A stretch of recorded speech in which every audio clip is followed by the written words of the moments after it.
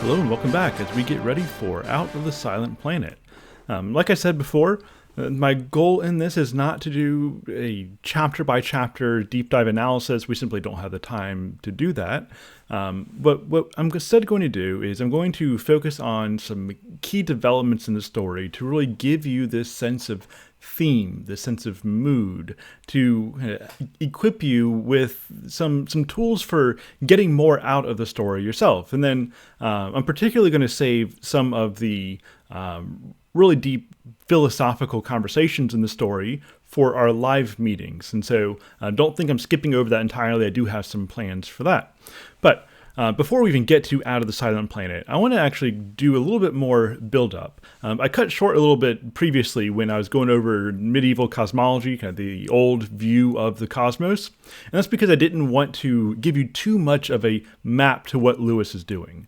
I didn't want for you to say, oh, the eldila fit nicely into this medieval category. Oyarsa fits nicely into this category. No, I wanted there to be some mystery there. I wanted for you to explore some things on your own if you are reading this for the first time. But now that you've been through that, I do want to give you some of those categories so we can talk about what these strange beings are and kind of how they fit within the bigger picture. And so let's return to medieval cosmology and go a little bit deeper there. All right, so looking again at the medieval view of the cosmos, I really like this image here. And so we have the Earth here at the center, and then we have the elements, which we'll talk about, moving out to fire here, this reddish orangish circle, because fire, of course, is the lightest, most ethereal of the elements. And so once you move past that, well, now we get the planetary spheres, starting with the moon and then moving outward.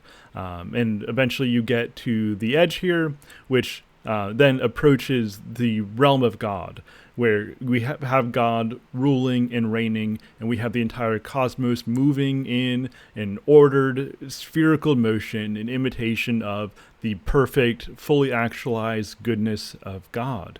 And so we have a very structured, a very orderly view of the cosmos.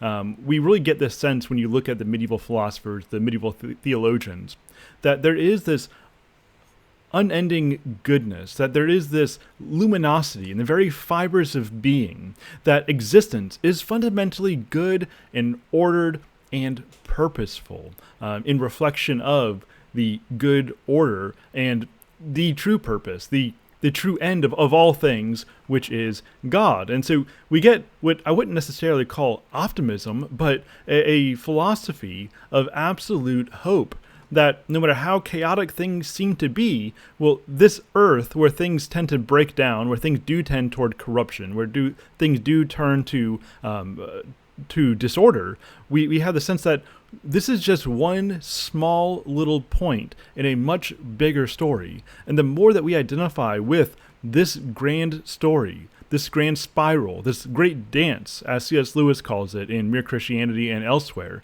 the more that we participate in the joy of the heavens, the more that we find that existence itself is deeply, fundamentally, and eternally significant and purposeful.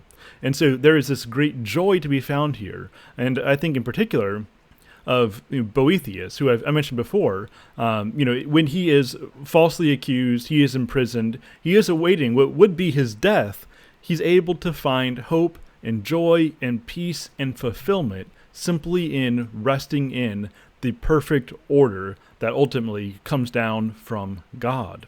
And so there's a lot of purpose, a lot of joy here. I may have mentioned this in one of the previous videos, but in the discarded image, C.S. Lewis talks about the difference between a modern and a medieval man when they go out and look up at the sky. And so maybe you've even experienced this, where you go out on a starry night and you look up in the sky and you feel the sense of maybe dread, maybe anxiety. You just feel insignificant. Lewis says that the modern man looks up at the vastness of space and he finds a question mark. He finds a lack of certainty. Well, the medieval man looks up at the heavens and he doesn't see a question mark. What he sees is an answer. He sees an answer to the fundamental questions that we're prone to ask. He finds a place for his mind to rest in the perfect order and joy that exists in the heavens. And so these are two fundamentally different ways of looking at the cosmos. It's not just a matter of different science. The science Lewis actually brings up is actually secondary to the primary issue. And the primary issue is the questions that we're asking, which are then connected to what we're seeking. And I guess the question is, well, what is it that we're seeking? Are we seeking order and purpose that actually exist, or are we seeking to project order and purpose on the cosmos? And these are two very different ways of seeing the world, and this is going to result in two very different worlds to be seen. And so let's break down the medieval cosmos a little bit more. All right, so at the center here, you have Earth. And if you were to go even deeper here to the center of the Earth, well, this is where you have hell, which is, of course, the furthest away from God, the furthest away from the realm of order, the realm of being, the realm of existence. And of course, if you're familiar with Dante's Inferno, once you get to the inner circle of hell, which would be the inner circle of the inner circle, well, at this point, everything is frozen. It's not moving. And that's because we are the furthest away from being itself. We're actually starting to approach non-being. But one thing that's very interesting is that in this understanding, God is usually understood as being stable, because he's fully actualized. If you're fully actualized, that means there's nothing else that you can actually do. There's nothing else that you can become. And so God is unmoving. Or perhaps we might want to say his actions are eternal, which is another way of saying the same thing. And so on one hand, you have God has complete stability, but also so does hell. And that's because the closer you get to evil, the more that you recognize evil is a pale imitation. It's a mockery of the good. And so just as God is stable, well, so is hell, but for very different reasons.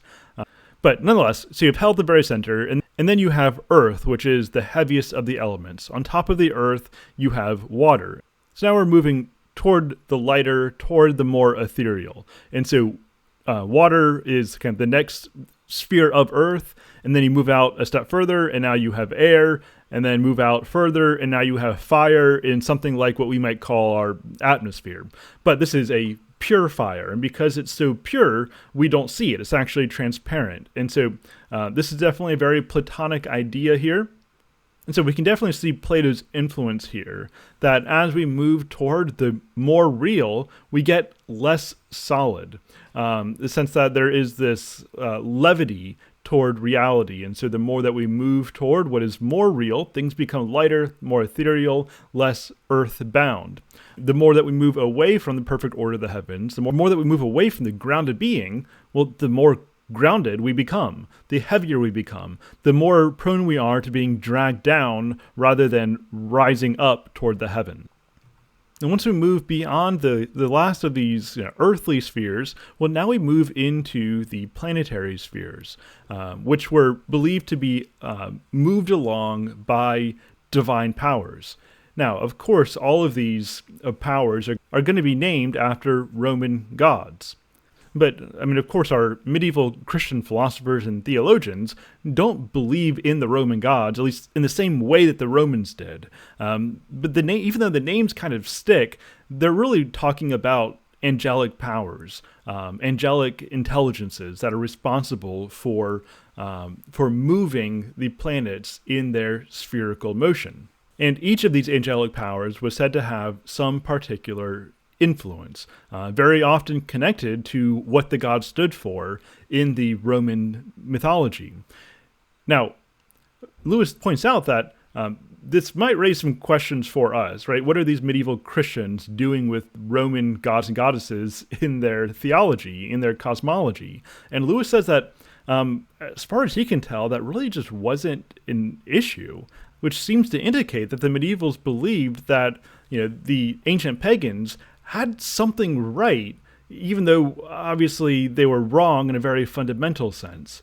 And we'll get more into the intersection of Christian theology and pagan mythology, especially when we get to Perelandra. And we can certainly talk about that more if you want to now in the Discord chat, and in the live meeting, but he starts to deal with that more directly in Paralandra, and so that's where we will start to deal with it in these videos.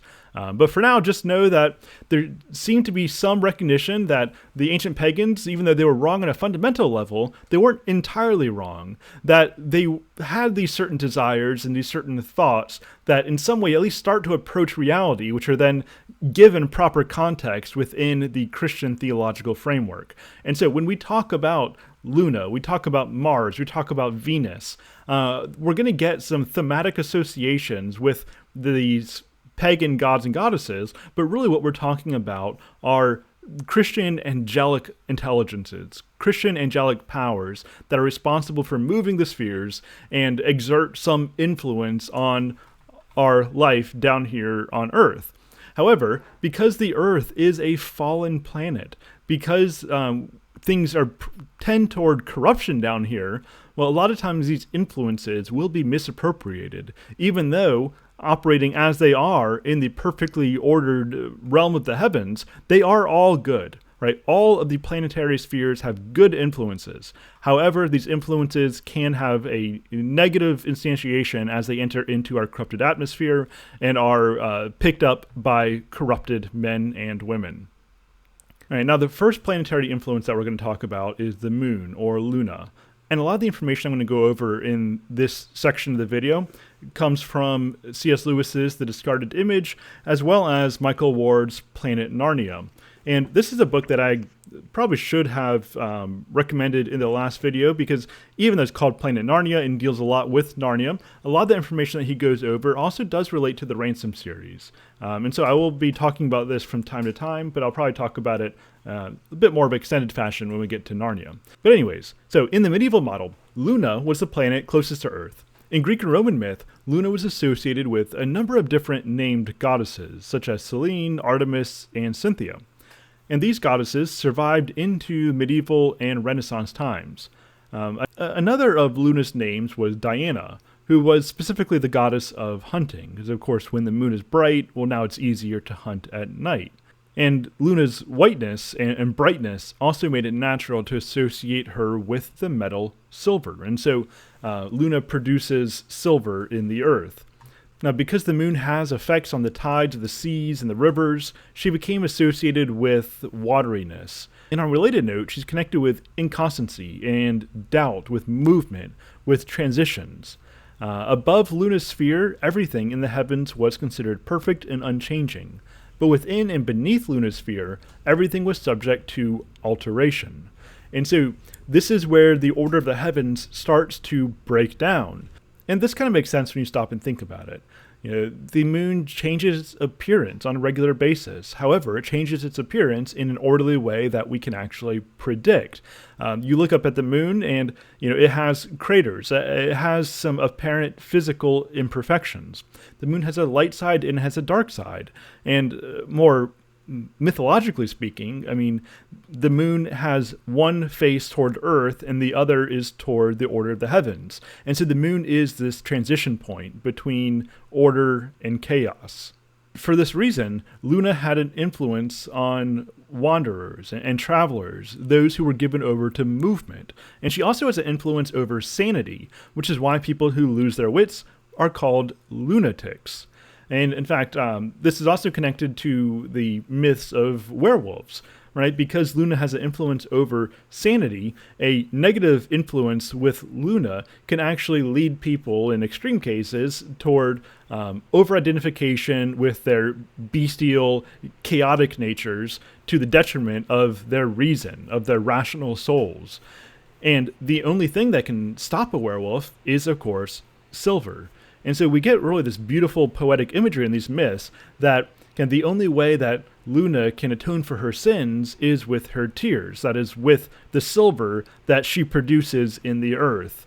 And so there are a lot of stories that are connected with the moon, and all this really comes down to some connection with transition toward life on the borders of realities.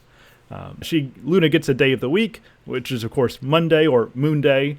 Her metal is silver, as I mentioned, and she's associated with envy, with wateriness, with confusion, lunacy, boundary between certainty and mutability, and she's also a sponsor of hunting and wandering. Right. Next, moving out, the second planet closest to Earth in this model is Mercury.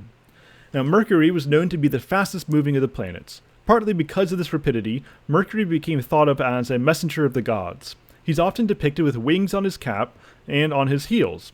He held a wand with which he directed pious souls to their happy dwellings in the afterlife.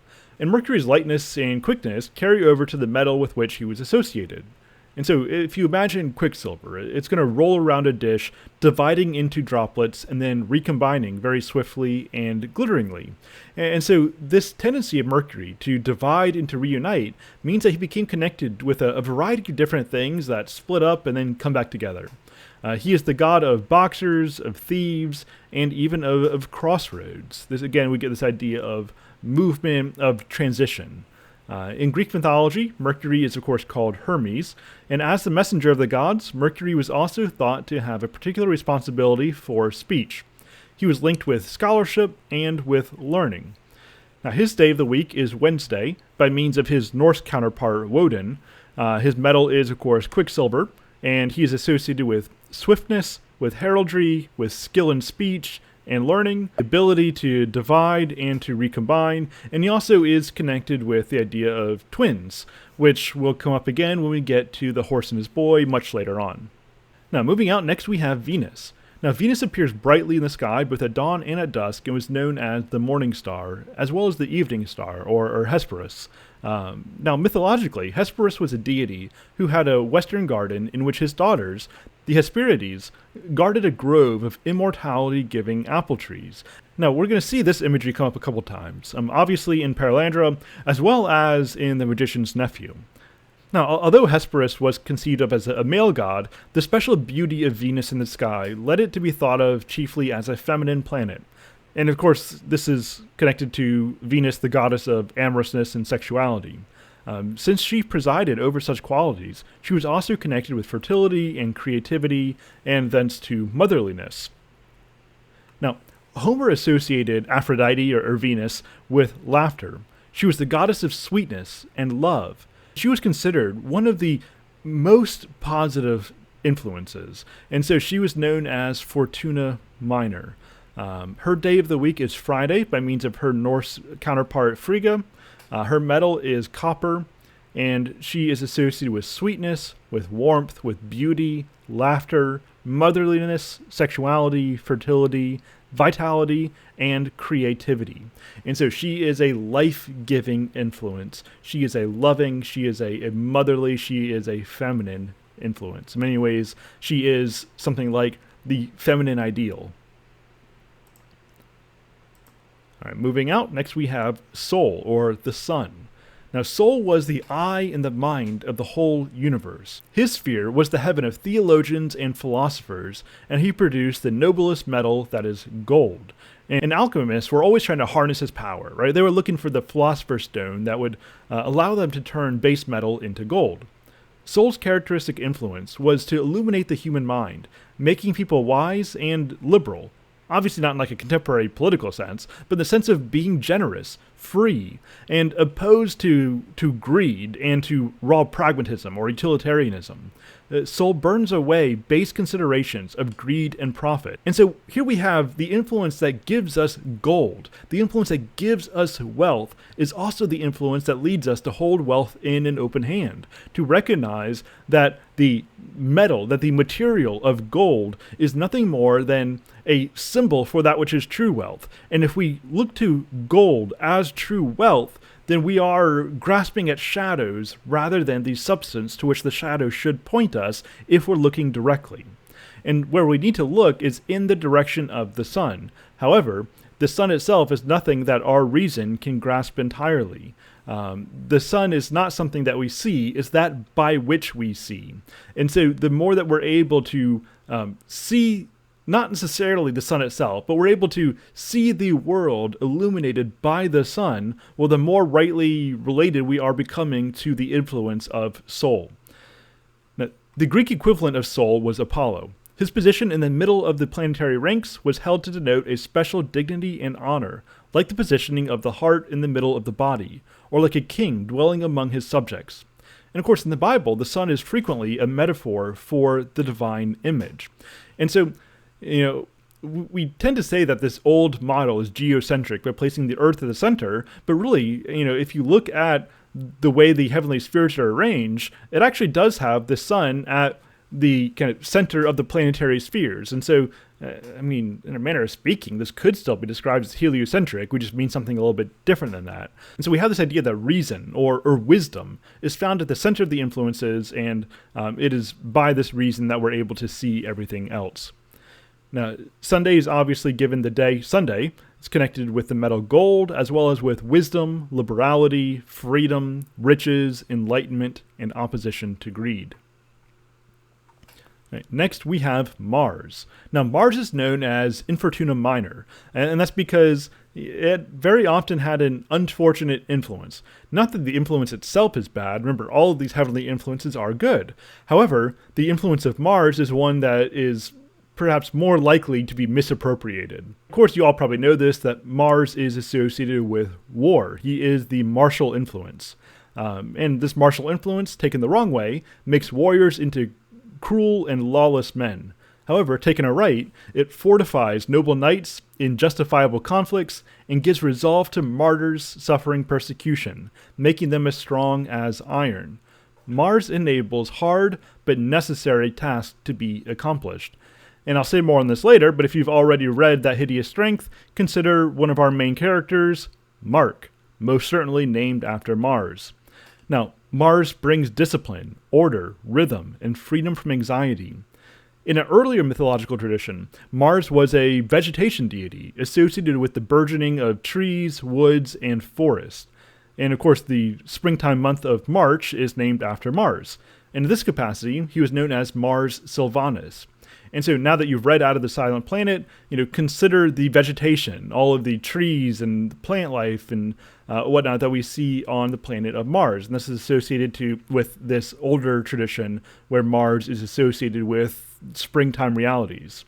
Now, Mars is given the day Tuesday by means of his Norse equivalent Tyr. His metal is iron, which kind of makes sense given the coloration. He's associated with vegetative growth in the month of March, particularly, with military strength and knightly discipline, as well as with courage and orderliness. Or, misappropriated, he's associated with cruelty and lawlessness. All right, moving out, we have Jupiter. Now, Jupiter was known as Fortuna Major. He was seen as potentially the best influence. He was the sovereign of the seven heavens. His kingliness was that of a king at peace, at leisure. He was enthroned. He was serene. The jovial influence, which another name for Jupiter, is Jove. And so the jovial influence made people cheerful and festive, yet also tranquil and magnanimous. Jupiter was thought to be a temperate planet, positioned as he was between the hotness of Mars and the coldness of Saturn.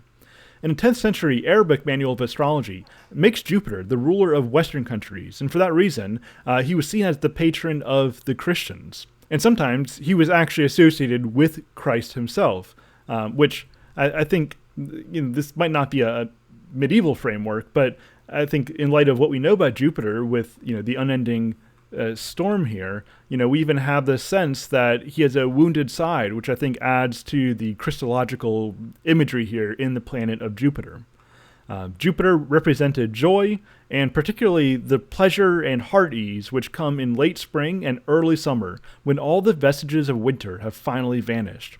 And so he is jovial, but this is a joviality that was hard won. Jupiter is connected with Thursday by means of Thor, with the metal tin, and the qualities of kingliness, with festivity and festal joy, as well as with tragic splendor and summertime tranquility. Now, our last planetary influence is Saturn. Saturn was known as Infortuna Major. He was seen as the most unfortunate influence in the way that it's usually received on Earth. He was the planet whose influence could most easily go bad. It was liable to cause sickness, old age, ugliness, disaster, melancholy, and death. If received aright, however, this influence might bring about godly sorrow, penitential wisdom, and contemplative insight. The mythological character of Father Time is very much based on the early pictures of Saturn, who was conflated with the Greek titan Kronos. And so Saturn is connected with the tendency of things to wear down and to fall apart. He's associated with the metal lead because of its heaviness and its dull gray color. He is, of course, connected with the day Saturday, and he's associated with pestilence, treachery, disaster, and death, or with godly sorrow, penitence, and deep penitential contemplation. And as you move beyond the planetary influences, you then move to the stellatum, which is the realm of the fixed, unmoving stars, go out to the outer rim beyond that, and now we have the prima mobile.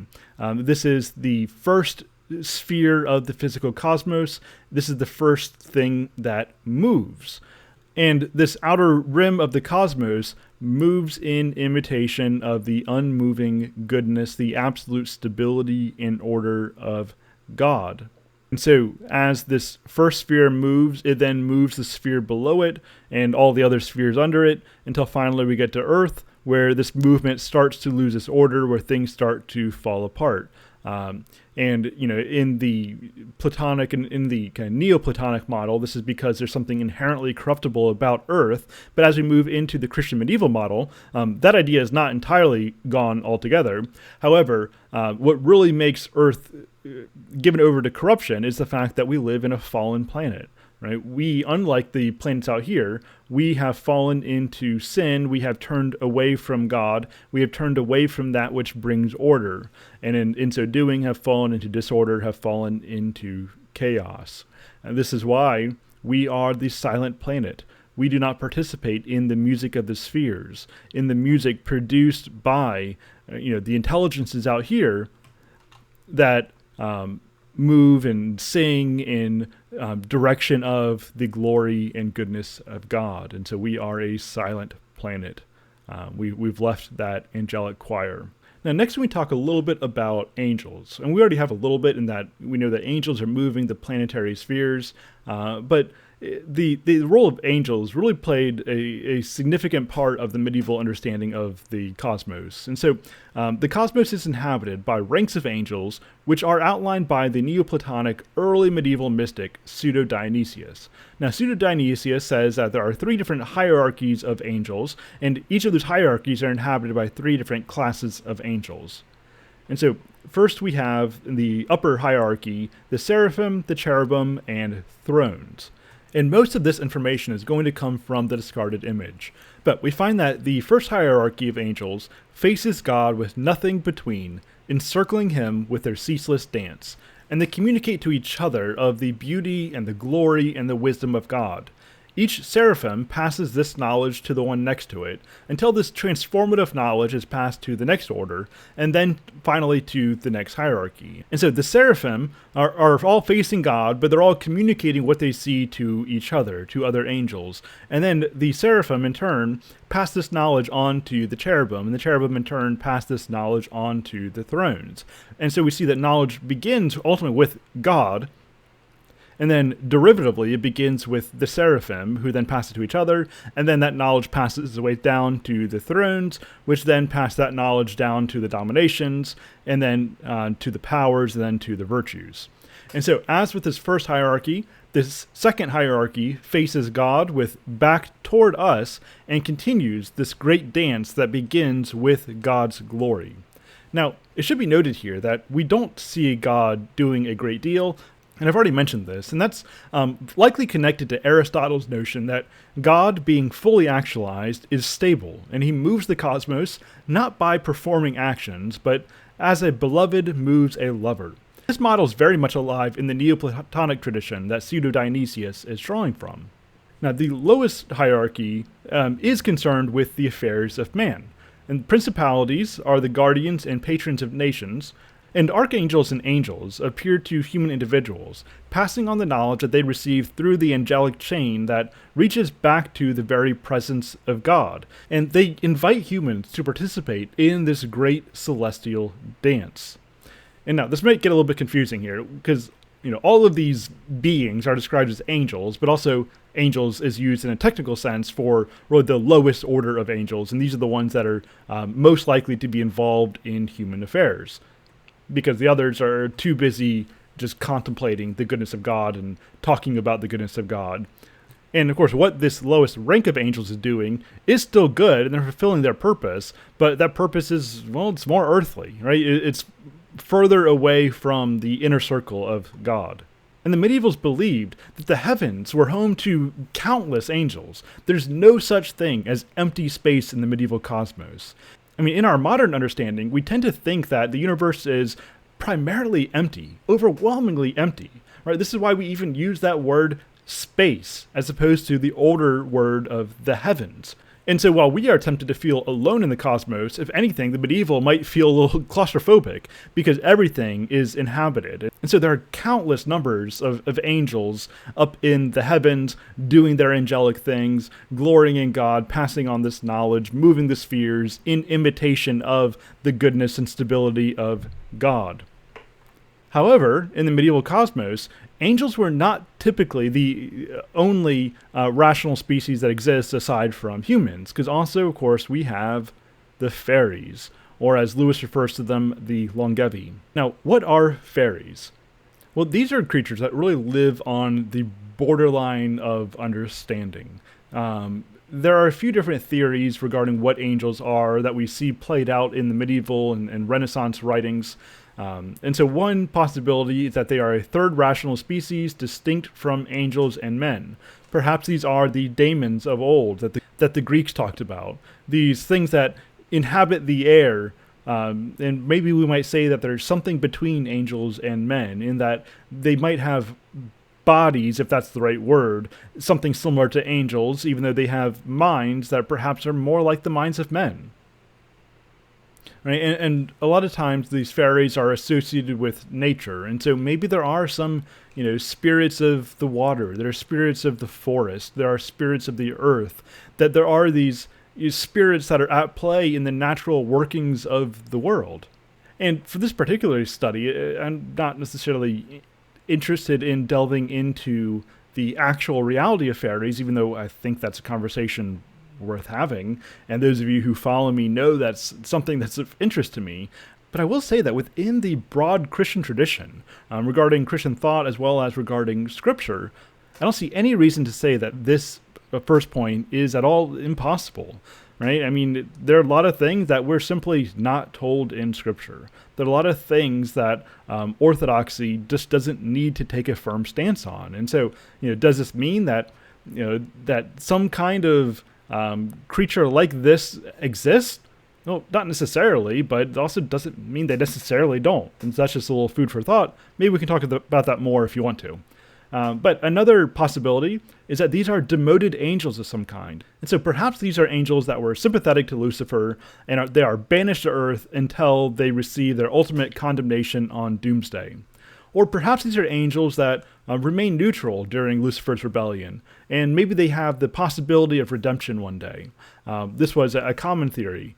Or perhaps these are undead spirits of some kind, and a lot of the fairy stories deal with something related to the undead. And then lastly, we have this view that what we call fairies, are really just devils, that they are fallen angels. And this is the view that really picked up, especially in late Renaissance, picked up especially with the Puritans.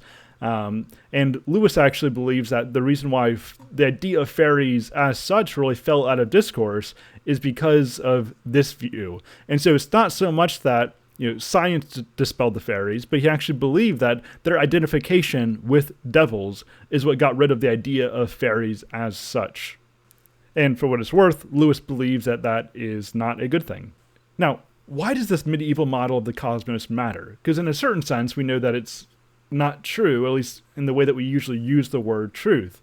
Now, Lewis addresses this in the end, kind of an epilogue of The Discarded Image. Right? He spends his entire book talking about the beauty and the glory and the order of the system, but then he brings up the question, well, okay, what do we actually do with this? And a lot of what I'm about to read actually just comes straight from The Discarded Image. Lewis writes, But the change of models did not involve astronomy alone.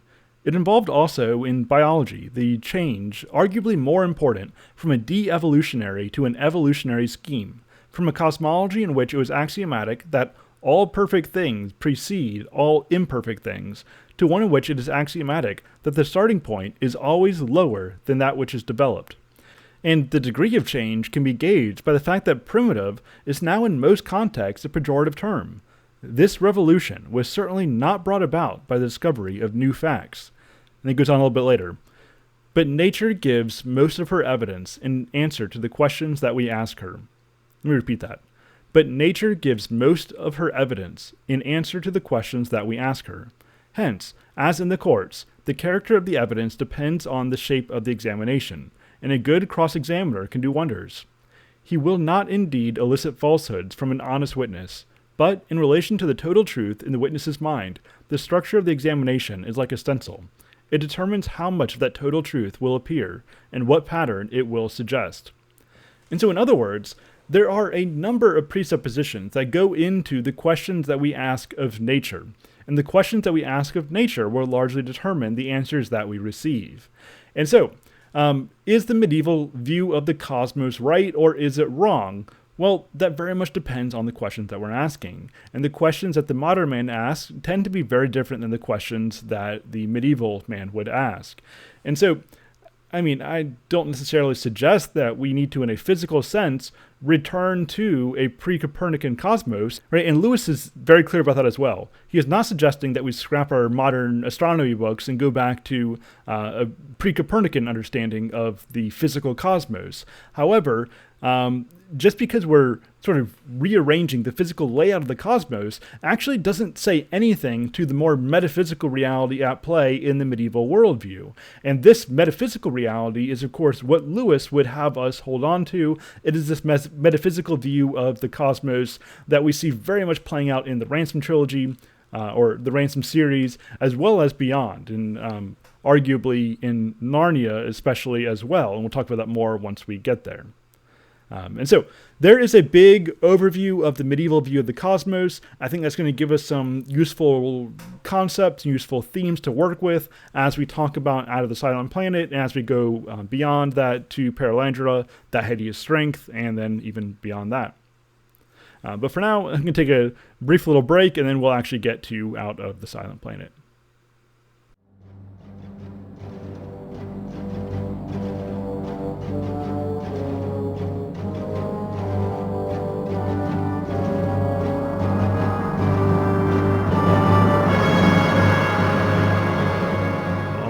Welcome back.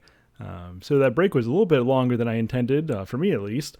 It's now a different day, and my light bulb burned out, so I had to open the shades in the background, and so I do apologize that from time to time you're going to see the sun pouring forth from the background. But, in light of everything that we just talked about, maybe we can come up with some kind of cosmological significance of that. But regardless, let's go ahead and finally get started on Out of the Silent Planet. And we're going to start by looking at the introduction, the setup for the story in the first couple of chapters, as a way of setting the mood and looking at some of the themes that hopefully will awaken something in the reading that you've already done. As we find out from the Fox Until We Have Faces much later on, we see that even the past is not settled because, as we're told, the divine nature can even change the past. And so let's go ahead and see what happens. Right at the very beginning, in the initial scene, we're told a violent yellow sunset was pouring through a rift in the clouds to westward, but straight ahead over the hills, the sky was the color of dark slate. Every tree and blade of grass was dripping, and the road shone like a river. Now, one thing that I think is worth considering here, even aside from the specific imagery that's coming through in these sentences, is just the vivid, very sensual, very sense-experiential language that we get throughout Lewis's writing. His descriptive almost just kind of drips off the pages. It's meant to kind of overwhelm you, or perhaps a better way of saying that is meant to beckon you. It's meant to call you into something fluid, something moving, because you yourself are supposed to be moved through the narrative. Lewis tends to write what in literary language would be called a romance. And I don't mean like a cheesy romantic novel. What I mean by romance is this is something that's supposed to, call you forth on a grand existential journey, that there's a mystical quality here. It's meant to not just be this adventure story where, this happens, this happens, this happens, and you have all these, thrilling plot twists, even though, we get that here and there. Fundamentally, what we don't get are thrilling plot twists. Really what we get are perhaps twists in our understanding of reality, our understanding of the world, more so than simply our understanding of the thrilling narrative. And so this language here is very sensual. It's meant to evoke a mood. It's meant to bring us into something. And I think that this really speaks to Lewis's medievalist sympathies, where wisdom is really about orienting yourself toward the good and about consuming the good. It's about being consumed by the good. It's about losing yourself in light of what goodness is, what reality most fundamentally is. And it's when we lose ourselves to the right thing in the right way that we actually come to find ourselves. And so this is why Lewis is going to use this very almost overwhelming sense language throughout his descriptive prose. There's this poetic nature to everything that he writes. But anyways, to the specific imagery here, we're told that, it's cloudy, right? There's this, the sky itself is the color of dark slate, but the sun is piercing through this dark slate ceiling. And so we get the sense that that the earth that Ransom is currently inhabiting is closed off to the heavens above, right? It has almost a ceiling to it. And so it is self-contained. It is not looking out to the heavens. However, we're told not that his vision went up to the sunset, but we're told that the yellow sunset was pouring through a rift in the clouds. And so we see from the very beginning that the sun, the heavens, are piercing the roof of this world. And that really does set the theme for what's going to happen in this entire series, right? It's all about Earth being exposed to the heavens, that this void in the cosmos is going to be brought to terms with what it is meant to be. It's going to be brought back into conversation with the heavens, for better or for worse, depending on who you are and where it is that you're standing. Okay, so Sol is shining its rays through the rift in this terrestrial ceiling, and it's illuminating the grass, it's illuminating the road, it's causing the road itself to shine, perhaps even to shine like gold which is produced by Sol in the medieval cosmological framework. And so he's walking on this path of gold. He's being led upward back to Sol, back to the place of reason, and ultimately back to the heavens, where we are meant to have fellowship with this angelic reality that happens in the cosmos. And so there's a lot that's contained in this rather mundane initial setup of this scene. Now, also in the introduction, we get a few, I think, rather clear, rather intentional connections to Dante. And so let's talk about Dante a little bit, who did have some special significance for Lewis. Christina Hale says that Dante's poetry encapsulates everything that Lewis loved about the medieval cosmos: the light and life, the bursting vivacity and creativity, and the rich tapestry of ideas and images, emotions and languages that the medieval model presents. And I should say that Dante captured Lewis's imagination a good while before his conversion to Christianity. See, a lot of times people think that Lewis had a Christian message, and then fantasy, myth, provided a good vehicle for conveying that Christian message, and that's why he wrote fantastical stories. And this is especially said of Narnia.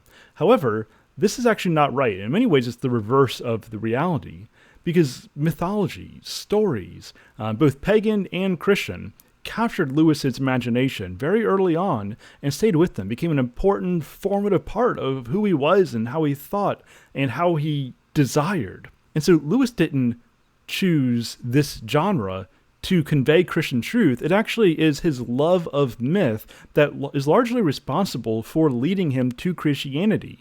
Right? It was in his conversation with Tolkien when he realized that perhaps there's actually some reality to the things that he's always loved.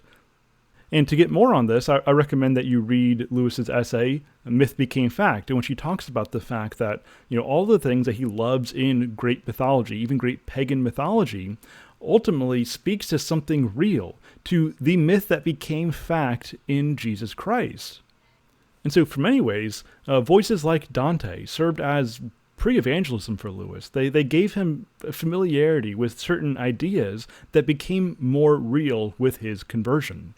Okay, so let's look at some thematic connections here.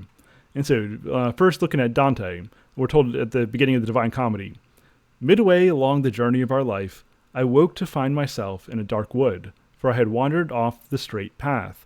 And so here we have a middle-aged wanderer, right, the pilgrim, going through a dark wood, not on the path he originally set off on. Now let's look over at Out of the Silent Planet. "The last drops of the thunder shower had hardly ceased falling when the pedestrian," and so notice we're not even giving his name right now, right? He's called the pedestrian, much like Dante's pilgrim. "The pedestrian stuffed his map into his pocket, settled his pack more comfortably on his tired shoulders, and stepped out from the shelter of a large chestnut tree into the middle of the road. He was tall, but a little round-shouldered, about 35 to 40 years of age. In fact, he was a philologist and a fellow of a Cambridge college." And so, Dante gives us a middle-aged pilgrim poet. Lewis gives us a middle-aged philologist pedestrian. And so I think that there is some very intentional parallelism happening here. Next, another example, Dante says, "I raised my head and saw the hilltop shawled in morning rays of light sent from the planet that leads men straight ahead on every road." Now over to Lewis. "He had walked thus for a matter of 2 miles when he became aware of a light ahead. He was close under the hills by now, and it was nearly dark, so that he still cherished hopes of a substantial farmhouse until he was quite close to the real origin of the light, which proved to be a very small cottage of ugly 19th century brick." And so again, thematic connection here, some parallelism in language. We get that just as Dante, Lewis sees a light over the hill. Now, Dante tells us that the light that he saw was the morning rays of light sent from the planet that leads men straight ahead on every road. And so here we get a kind of divine providence shining forth, and that's the light that Dante's following. Now, Lewis here, and this is, I think, really interesting, Lewis's light is actually the light coming from the cottage. And so this is not a heavenly light, at least not most directly. But I think what Lewis is doing here is that he's not just saying, okay, I'm writing a story that's going to parallel Dante's Divine Comedy. No, what he's doing is he's kind of riffing off of Dante, and he's doing it in what I think it's a really sophisticated way. And so, on one hand, this seems to be a very mundane light coming from the cottage. However, in light of Dante, what Lewis is telling us is that this mundane light is actually a reflection, or it is something that's participating in the heavenly light of providence. And so this is going to be a major theme throughout the Ransom series. The idea that really, there is no such thing as the mundane. That even though the earth in some ways is closed off from the heavens, it is still part of the heavens. It is still playing a role in the big story, even if it's not necessarily doing so intentionally. And so even mundane things participate in supernatural realities. And so Lewis is going to continually break down the barriers that we tend to create between the terrestrial and the celestial, between the natural, the supernatural, the mundane, and the spectacular. And this is something he very often does, right? Where Lewis will break down these borders and help us to recognize the glory in what we normally think of as inglorious common things. And so this is one way that Lewis is going to work to re-enchant our vision and help us to recognize the fantastical in everything around us. And so this is, on one hand, it's the light of a small cottage, but it's much more than that. Ultimately, it is the light of providence piercing the shadows. It is the light of the sun piercing the rift in the clouds, shining into this dark world. And so there are a number of things that are happening at play here. Now, however, I think that we need to be careful here. I've seen that some people will look at these early connections to Dante and then use the Divine Comedy as some kind of map for understanding Out of the Silent Planet as a whole, or even the entire Ransom series. For example, in Deeper Heaven, Christina Hale is going to try to say that Out of the Silent Planet gives us hell, Paralandra gives us purgatory, and that hideous strength gives us heaven. And I mean, there are some ways to do that, but I just don't think that that naturally works. I don't think that Lewis is trying to give us the Divine Comedy reworked. I think what he's doing is he's using Dante as a thematic backdrop. And so this is a conversation with Dante, or it's an inspiration from Dante, but it's not just a modern take on Dante. Right. So some other literary connections here. And I'm combining a couple ideas together here with this title, Sir Ransom in Wonderland. And so we get some Arthurian themes here. And so we see that a woman gives Ransom a quest to save an innocent and a vulnerable soul. And then with unflinching courage, Ransom accepts the quest and sets off for a dark wood. And you know, we're given this idea here that Ransom didn't even consider this request to go and save her son. It's something that he just did with reflexive courage. And so we see here the same kind of thing we see in Mallory's tale of the Knights of King Arthur, where they receive these quests and they just go off and do them because that's what knights do. And then, you know, he goes into a dark wood, which very often is, you know, where the real quest begins. This is when the brave knights will encounter something fantastical, which sometimes kind of unnerves them. And this is when we get a sense of what their real quest is, and they have to do some fantastical feat in order to save the day, to fulfill the quest that they initially set out on. And I mean, in classic tales, the wood almost always stands for chaos, for the unknown, for, you know, that which is beyond the borders of civilization, for uncharted territory. And so this is where you never know what's going to happen. And this is very much what we see happen with Ransom. This is when he enters into this fantastical reality and he starts to get sent on his real quest. And then, just a little side note here, we're told that Weston and Devine are currently residing in a house previously occupied by someone named Alice. I can't help but to think that this is intentional, that this is a Wonderland reference, that this is where Ransom is going to find his rabbit hole, where he's going to enter into this fantastical, this strange reality, and where he's going to lose his footing before he gains it again. Next, and I don't have a whole lot to say about this, but I think it's worth paying attention to some of this language here. This is shortly after Ransom has encountered Devine and Weston, and we see the following. "Who are you?" bawled the thick man. "My name is Ransom, if that is what you mean." And, "By Jove," said the slender man. "Not Ransom, he used to be at Weddenshaw." We really need to focus on this "by Jove" here. On one hand, yeah, that's a common British expression, but Lewis chooses his words very carefully. And perhaps you may remember that Jove is another name for Jupiter, the king of the planets who orders the heavens. And so what we see here is, you know, regardless of what was actually meant in the story, we see that ultimately it is by Jove that Ransom is here. It is by Jove that Ransom is being led into danger, ultimately because this is what's going to bring about the most good for Ransom as well as for the earth and maybe even the heavens.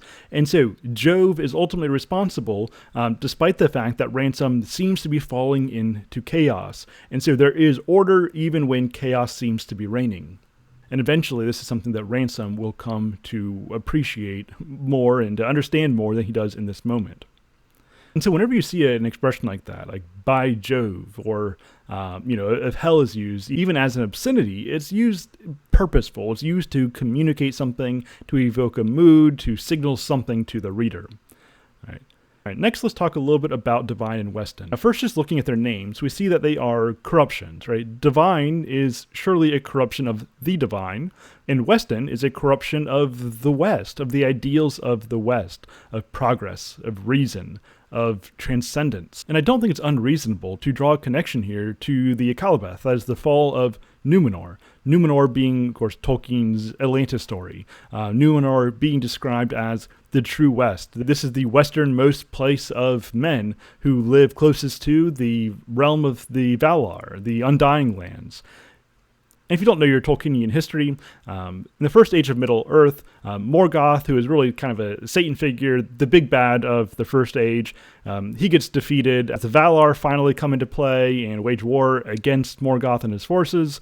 And the men who sided with the Valar in their fight against Morgoth are rewarded with the island of Numenor, and they're rewarded with long lives as well. Well, eventually, these privileges that they have start to become their downfall. as instead of having gratitude for the gift they've been given, for the longevity of their lives, they instead start to lust after what is even better, and that, of course, is immortality. And so this begins as they start to form really this kind of death cult where they really pour resources, pour focus, pour energy into embalming toward these great tombs as a way of sort of imitating life through their practices surrounding death. Well, eventually even that is not enough, and so with the encouragement of Sauron, they eventually wage war on the Valar. They seek to take the Undying Lands by force, but that doesn't go well for them.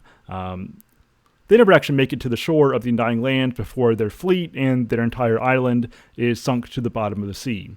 So in their pursuit of transcendence, they actually end up plummeting downward to the depths of the sea. And so those who most grasp at progress, who most grasp at transcendence, those who worship their reason, ultimately become consumed by it. And so their pursuit of transcendence ultimately leads to their downfall. If you're familiar with Paradise Lost, this is ultimately what happened to Satan. He started to worship his own reason, and that's what led to his fall, both spiritually, existentially, as well as cosmically. And like I said, I don't think it's at all a stretch to connect Weston to the true west of Numenor, seeing as Numenor itself is actually going to be mentioned later in the series as the true west. And so it's not at all a stretch to see that play out here. Now, another connection here to the fact that Devine and Weston are trying to reach upward, but in so doing are actually reaching downward, they say to each other, "We ought to have a dog in this place," said Weston to his companion, ignoring Ransom. "You mean we should have a dog, if you hadn't insist on using tartar for an experiment," said the man who had not yet spoken. And so we see that Weston and Devine, as part of their pursuit of transcendence, were experimenting on a dog named Tartar, surely a connection to Tartarus. And so they're playing with forces of hell, even as they're trying to reach for the heavens. So next I want to talk about this weird dream that Ransom had. So after Ransom gets drugged, he has this dream, which reads something like a vision. And so Weston, Devine, and Ransom are in this walled garden, and they can't get through the door, and so Weston and Devine climb over it, but then they're pulled back through the door, back into the garden, while Ransom is stuck on top of the wall, sort of straddling the edge between the darkness and the light, the known and the unknown, the garden and whatever it is that's outside. I'm told that Ransom found it impossible to get down from the wall. He remained sitting, not frightened, but rather uncomfortable because his right leg, which was on the outside, felt so dark, and his left leg felt so light. "My leg will drop off if it gets much darker," he said. Then he looked down into the darkness and asked, "Who are you?" And the queer people must still have been there, for they all replied, "Hoo, hoo, hoo," just like owls. All right, so this is kind of weird. In all the commentaries and analyses that I looked at here, a lot of them said, we don't fully understand what's happening here.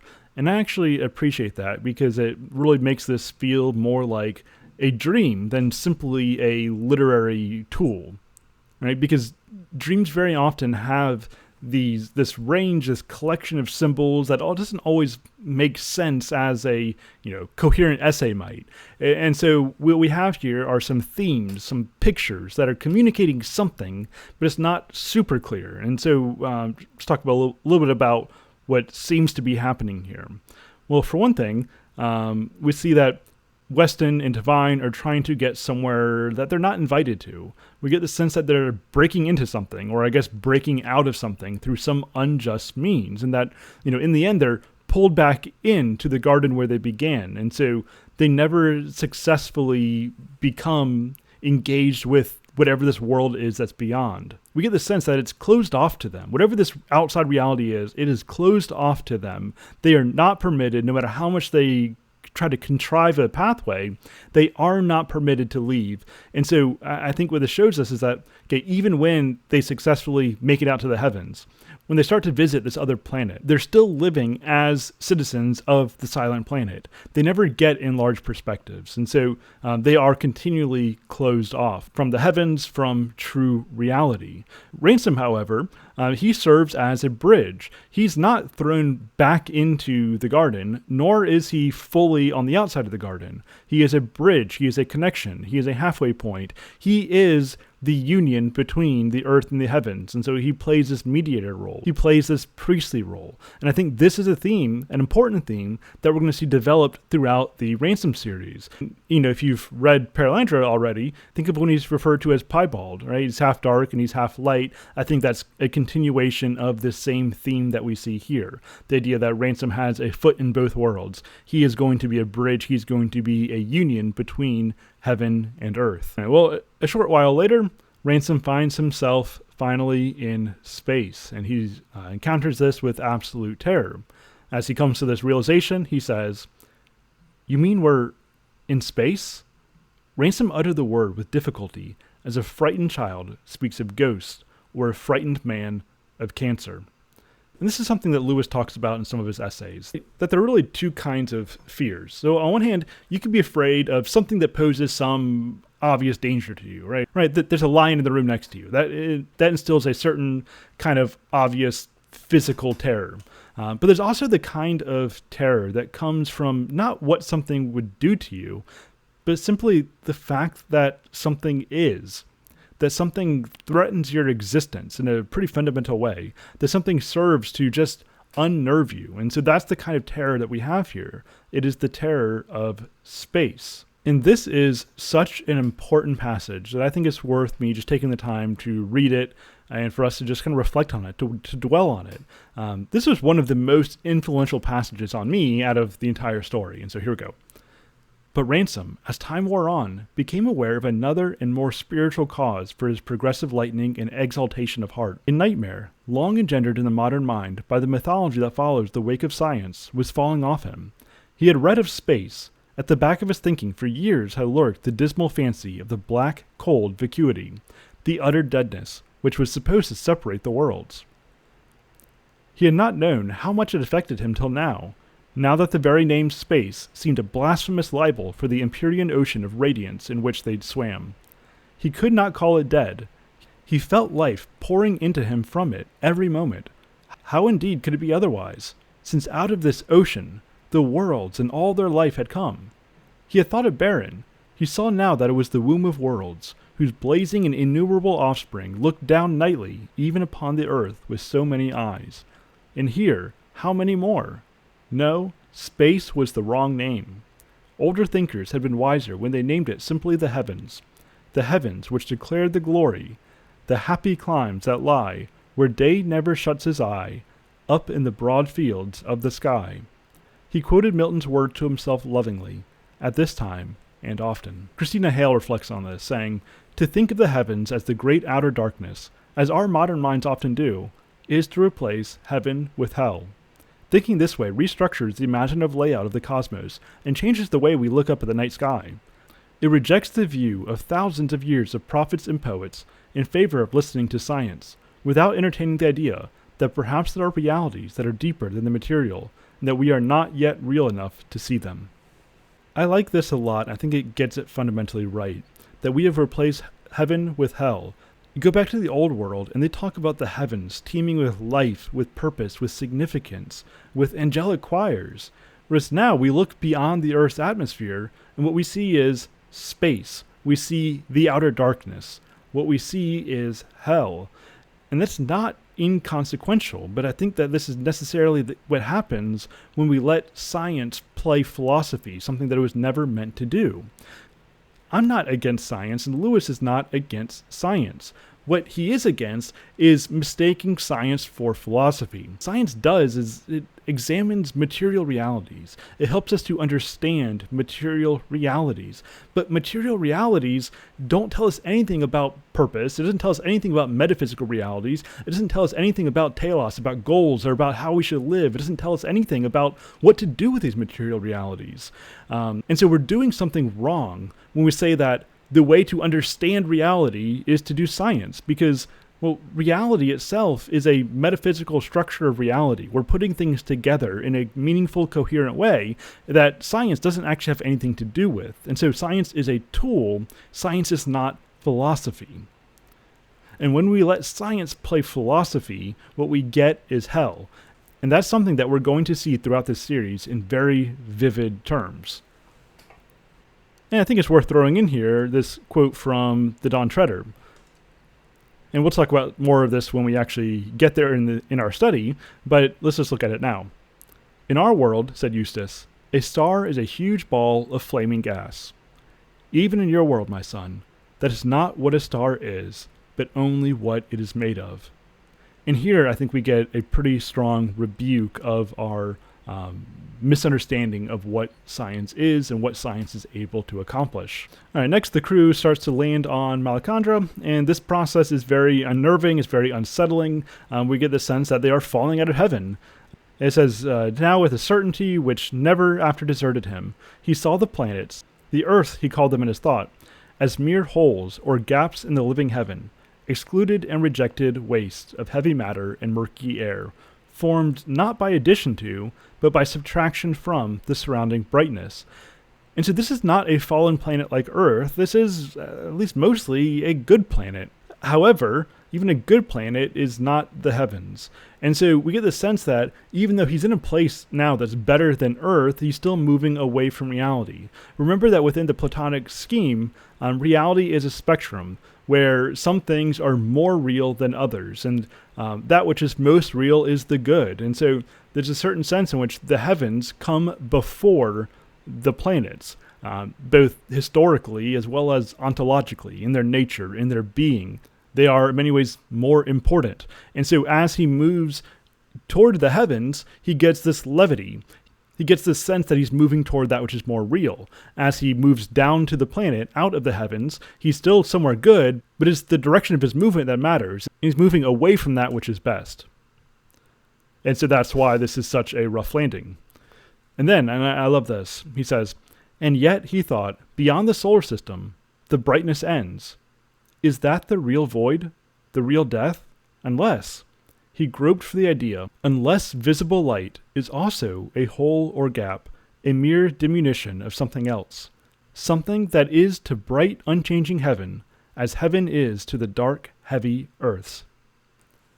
And so he's just reflecting on what I'm just talking about, the idea that reality is a spectrum. And so he thinks of, okay, light is more real than darkness. And so perhaps it is beyond this realm of physical light where we finally get what we call space, where we finally get emptiness. That is the real void, the real death. However, then it dawns on him that, wait, what if even though at that point we're beyond the realm of physical light, there actually is not nothing, but there's actually something even more of a something, that there's something even more real, that as earth is to the heavens, perhaps the physical heavens are to something else, something more real, something greater, right? Something that we don't have the means of dealing with. And remember what I said before about how, biblically speaking, sometimes God is portrayed as living in unapproachable light, other times as living in impenetrable darkness. And I think that's something of what he's getting at here, that whatever is most real makes reality as we know it seem like unreality.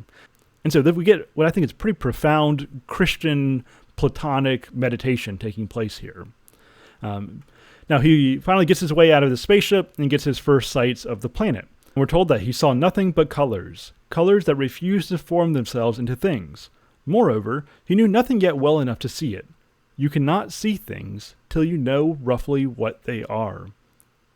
Now, remember, for Lewis and for Plato and the Platonic tradition, the form of something is more real than the particular.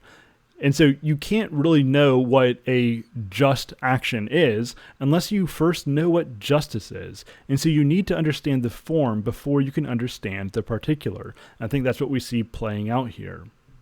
Now a few more first impressions of the planet here. We're told that he sees all this vegetation that's really upward focused, that because of the way that gravity works here, all the planets are very thin, very spindly, and they're all pointing upward. And so we get this strong directional orientation to the plant life. And I think this is getting at a few things here. First of all, we see this Mars Sylvanus theme, that Mars, although the martial spirit and the god of war, is also a god of vegetation. And so we get this springtime, this idea of life, this idea of a upward movement. and actually don't even remember which book I read this in, but there's this discussion in one of the texts about how a lot of Ransom's experience on this planet is arranged in a very vertical direction. And so we have plant life is rising up. You've got the inhabitants of the planet occupy 3 distinct geographical parts of the planet. And so you've got the Fifiltrigi at the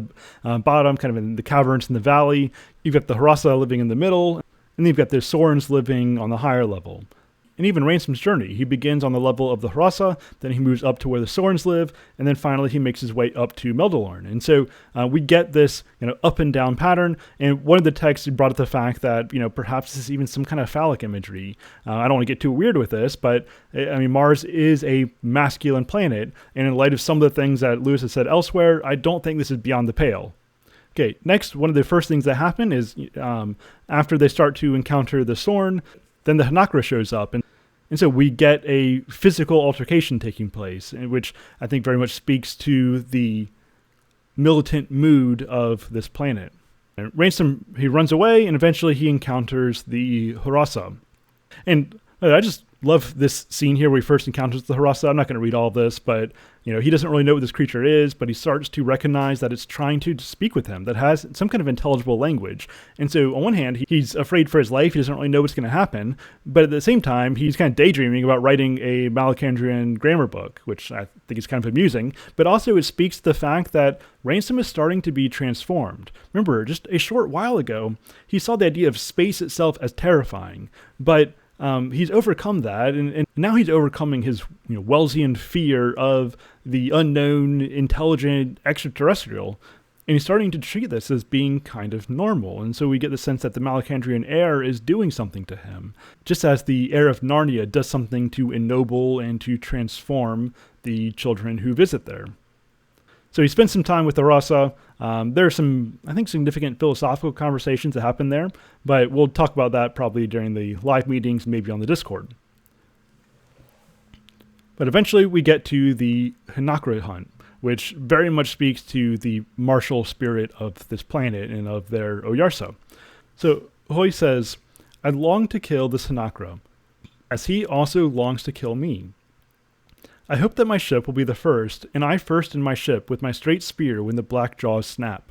And if he kills me, my people will mourn, and my brothers will desire still more to kill him. But they will not wish that there were no hnau, nor do I. And so what we see here is that, this is an unfallen planet, yet there is violence. What we see is that violence is not necessarily sinful. I mean, I guess at least on this planet, that there is an ennobled way that conflict can take place. And perhaps especially in the pagan past, which I think is largely what we're seeing here on Malacandra. And we'll talk about that a bit more when we get to some of the conversations in Perelandra. I think about the fact that some of the Psalms and elsewhere talks about how God provides for the lions. And of course, how does he do that? By giving them prey. And so we get this sense here that not all conflict is bad. We get a bit more in this next section from Hoy, as he says, I will tell you a day in my life that has shaped me. Such a day as comes only once, like love, or serving Oyarsa in Meldalorn. Then I was young, not much more than a cub when I went far, far up the Hundramit to the land where stars shine at midday and even water is cold. A great waterfall I climbed. I stood on the shore of Balki the pool, which is the place of most awe in all worlds. The walls of it go up forever and ever, and huge and holy images are cut in them, the work of old times. There is the fall called the Mountain of Water. Because I have stood there alone, Meldalorn, for even Oyarsa sent me no word. My heart has been higher, my song deeper, all my days. But do you think it would have been so, unless I had known that in that Balki hnau dwelled? There I drank life, because death was in the pool. That was the best of drinks, save one. What one? Asked Ransom. Death itself, in the day I drink it, and go to Meldalorn. And so here, again, we get the sense that there is life to be found even in death, that there's something about this fight. There's something about the reality of death, whether it be that of the hnau or of the Oyarsa, that is good if it's embraced in the right way. And so it's all about channeling the martial spirit to do what is good and what is noble. And this is a very important lesson that Ransom is going to have to learn, and that's going to come up in very clear terms when we get to Perelandra. And if you've already read that story, then you know what that might look like. And so what we see is Ransom starting to develop a positive relationship with the martial influence. And then, of course, we get to the actual hunt. We're told, something long sleeping in the blood awoke in Ransom. It did not seem impossible at this moment that even he might be the Hanakra slayer, that the fame of Haman Hanakraput might be handed down to posterity in this world that knew no other man. And so, again, we get this idea that the heir of Mars is doing something in Ransom, that it's ennobling him, that is causing him to undergo this transformation, to become more like the ruler of the planet, just as we see with the children in Narnia, as they become ennobled and more Aslan-like through the heir of Narnia. And then, of course, after the hunt, Hoy is shot and dies, and then Ransom finally begins to answer the summons of Maleldil, and this is where he encounters Augre the Sorn. And I'm not going to read through all this right now, but he starts to talk about the eldila, about these beings that are just kind of on the edge of Ransom's perception. They're obviously some kind of angelic, or at least semi-angelic beings that are doing the will of Oyarsa, but Ransom really doesn't have a firm category for understanding what they are. And Augre starts to describe them as being these agents that kind of appear as light, but in reality there's something more real. And I think this is tied to what Ransom was meditating on before, about something being even more brilliant than light itself. And there's this wonder about, okay, are the eldila around on Earth, and maybe Ransom has just never perceived them? He's not really sure. But Augre says it's kind of weird that the eldila don't seem to be on Earth. And then Ransom, or thinking this through, says, of that I am not certain. It had dawned on him that the recurrent human tradition of bright, elusive people, sometimes appearing on the Earth, Alves, Davis, and the like, might, after all, have another explanation than the anthropologists had yet given.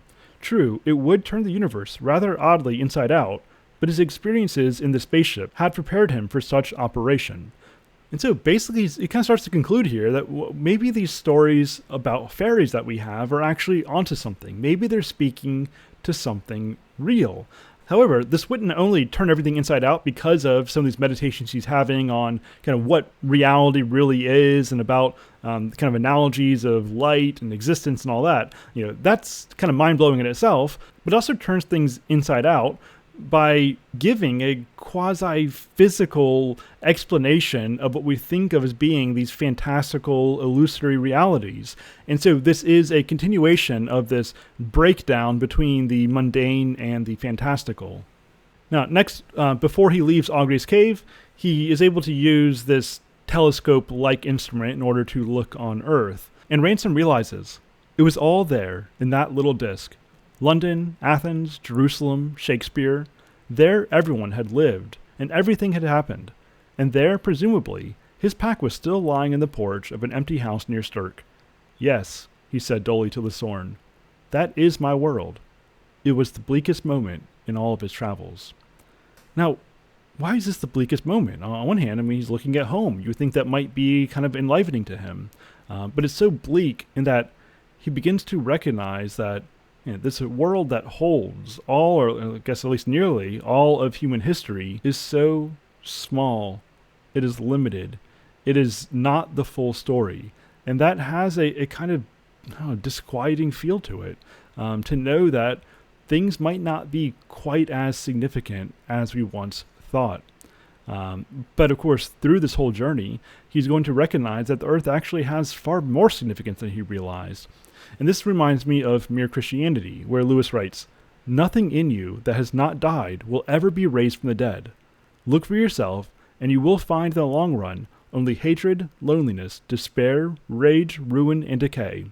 But look for Christ, and you will find him, and with him everything else thrown in. And so this is a fairly common theme in Lewis's writing, the idea that you have to give yourself away in order to find yourself, that becoming an authentic individual is about engaging authentically with love. And what love does, what real love does, is it causes us to and open ourselves up to become more expansive, to give ourselves over toward that which is lovely. And in so doing, we ourselves become lovely. But before you get there, you have to fall into this self-denial. You have to enter into a kind of death before you can enter into life. Keep that in mind, especially as we get to Paralandra. Right, now, eventually he makes his way to the court of Oyarsa. And again, I'm not going to read all of this, but Oyarsa kind of reveals this cosmic history. It seems pretty clear to us if you have any kind of Christian understanding of cosmic history. Okay, the Oyarsa of Mars is some kind of angel, some kind of angelic-like reality, and this fits in nicely with Lewis's medievalism. Remember when I talked about the significance of the angels and how some angels are responsible for moving the planets, and so Oyarsa fits nicely within this medieval model. But ultimately, Oyarsa is more of a class or a title, and so he's talking to the Oyarsa of Mars. There's also an Oyarsa of Earth, the bent one who turned away from the fellowship that all these Oyarsu have with each other, and that's why we have a silent planet, because the Oyarsa of our planet is really confined to this location. And so really what Earth is something like the prison of the bent one, and we tend to take on that influence that is pressed onto us at every turn. And then to really drive in what's going on here, Oyarsa talks about how Malacandra, which surely is Christ, wrestled with the bent one on Earth, but Oyarsa doesn't really know much about this, and it is a thing that we desire to look into. And this is pulling straight from Scripture, the fact that angels desire to look into the realities of the gospel. And Lewis really gives us a pretty strong indicator of what it is that we're talking about, just in case we missed it. Oyarsa talks about how Ransom has been so afraid, and Ransom confesses, "That is true, Oyarsa. Bent creatures are full of fears. But I'm here now and ready to know your will with me." And so really we see the fruit of this conversion that Ransom has experienced. And so he recognizes bent creatures are full of fears. And so those who are ungrounded in reality, well, they don't have any ground to stand on. They don't have any foundation. They're insecure. They're latching themselves onto moving fortunes instead of grounding themselves in the goodness of reality itself. And so bent creatures are full of fears. They're full of anxieties.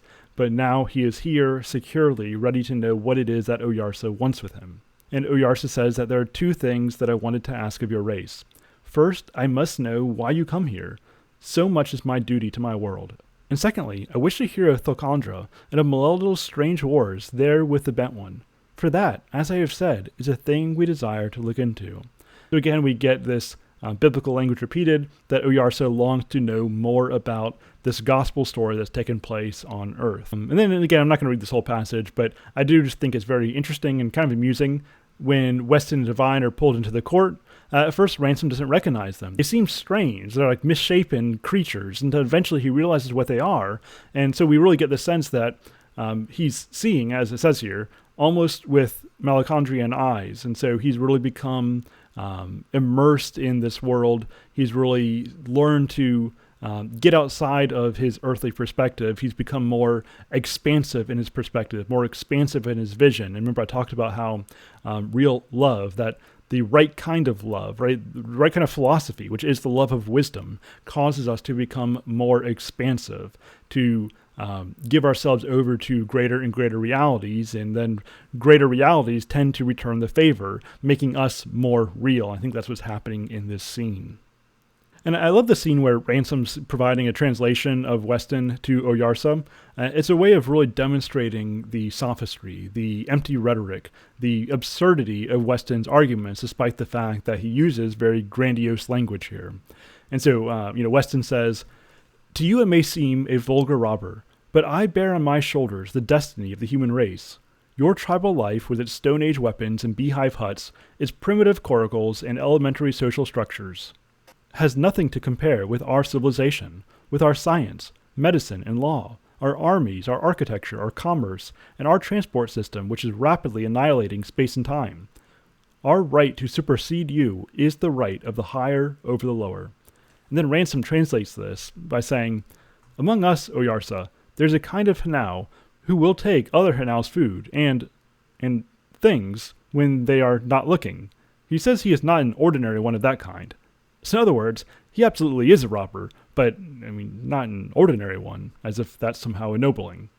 And then I think that whole back and forth is just worth going over a few times. But let's keep going. So Oyarsa gives this rebuke to Weston. He says, "Strange," said Oyarsa, "you do not love any one of your race. You would have let me kill Ransom. You do not love the mind of your race, nor the body. Any kind of creature will please you, if only it is begotten by your kin as they now are. It seems to me, Thick One, that what you really love is no completed creature, but the very seed itself, for that is all that is left." And so Oyarsa recognizes that Weston talks about how he's serving the advancement of humanity, that he has a great love for humanity, yet we've seen that he actually has no love for any particular humans. He mistreats people for his scientific experiments. He was more than willing to sacrifice Ransom when he thought Oyarsa was going to consume him or something. And so he doesn't actually care for any individual people, any individual humans, despite the fact that he claims to have this great love for humanity. And so Oyarsa demonstrates this absurdity that beneath all of his speech is really this diabolical absurdity. But of course, Weston is not willing to engage in this kind of authentic conversation. And so he says, "Tell him," said Weston, when he had been made to understand this, "that I don't pretend to be a metaphysician. I have not come here to chop logic. If he cannot understand, as apparently you can't either, anything so fundamental as a man's loyalty to humanity, I can't make him understand it." And here, Lewis is very clearly rebuking the science-philosophy complex, right, where people will make all these claims in the name of science, but then you start to actually question them on philosophical terms and make them move toward more of a coherent framework. Well, now suddenly they just back up and, refuse to engage in philosophy. I think of Stephen Hawking saying that philosophy is dead because it's been superseded by science, despite the fact that that itself is a philosophical claim. And as if we were missing the point, in the conclusion, when Ransom finally makes it back to Earth, and now we get this postscript, we're told that we have also evidence, increasing almost daily, that Weston, or the force or forces behind Weston, will play a very important part in the events of the next few centuries, and unless we prevent them, a very disastrous one. We do not mean that they are likely to invade Mars. Our cry is not merely, hands off Malacandra. The dangers to be feared are not planetary, but cosmic, or at least solar, and they are not temporal, but eternal. And so, in case we missed it, Lewis comes right out and basically says that this stuff is real. The threat that Weston poses is a real threat that we have to deal with, that we must deal with, that we will inescapably deal with, or at least it will deal with us if nothing else. And of course, what this force or forces behind Weston are will become more evident in the next story. Now, in the final bit of the postscript, Lewis says, "Now that Weston has shut the door, the way to the planets lies through the past. If there is to be any more space traveling, it will have to be time traveling as well." Now, this is likely connected to the origin story for this series, which I probably should have talked about earlier on. But in any case, Lewis and Tolkien were talking about how there weren't enough stories that they wanted to read being written, and so they were going to do it themselves. And they decided that they wanted a space travel story and a time travel story, and so they flipped a coin. Lewis got space, Tolkien got time. Now, as often happened, Tolkien's literary commitment never actually came to fruition. I mean, it eventually became The Lost Road, which was not published in its own right, but did serve an important role in the formation of Tolkien's Legendarium. But nonetheless, I think that Lewis here is really trying to set up Tolkien's work that really just never came to be. However, Lewis himself, in his first attempt at a sequel to Out of the Silent Planet, did indeed write a time travel story, and this is known as The Dark Tower. Now, this is an incomplete manuscript. Likely it was never finished, or perhaps we lost some of it. Not really sure entirely. But regardless, we have a good portion of this story, and I would recommend picking it up. You can get the book, The Dark Tower, and other stories. And so this contains what we have from The Dark Tower, this first attempt at a sequel to Out of the Silent Planet, which really does focus on time travel. It's kind of weird, it's very dark, but I still think it's worth reading. Maybe once you've finished the Ransom series, at least one time around, it's worth going back to this. Now, it is kind of frustrating in that it is interesting, it is fascinating, it is gripping. However, it does cut off pretty abruptly, and so that just kind of is what it is. But nonetheless, it's worth reading, as well as the other short stories that we do have in completion that are included in this collection here. And so it's worth checking out. Maybe we can talk about The Dark Tower a little bit if that's something that you're interested in. But that concludes this current discussion of Out of the Silent Planet. I hope that this was useful for you. If you have any questions about anything that I discussed or simply anything in the story or about the story, please let me know. The best way to do that would be to chime in on the Discord channel, as well as to bring it to our live conversations. But of course, if you let me know about something that you're wondering about ahead of time, then I'll be able to look into it a little bit and give more of an informed response in the live conversation. But that's it for now, and so let's go ahead and start traveling further up and further in with Paralandra.